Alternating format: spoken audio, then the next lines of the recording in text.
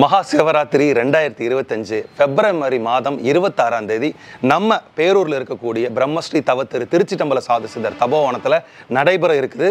இந்த மகா சிவராத்திரியில் ஒரு சிறப்பான சாதனாவை முதன் முறையாக நம்ம தபோவனத்தில் நடத்த போகிறோம். என்னன்னா கர்மா டிசால்வேஷன் ப்ராசஸ்.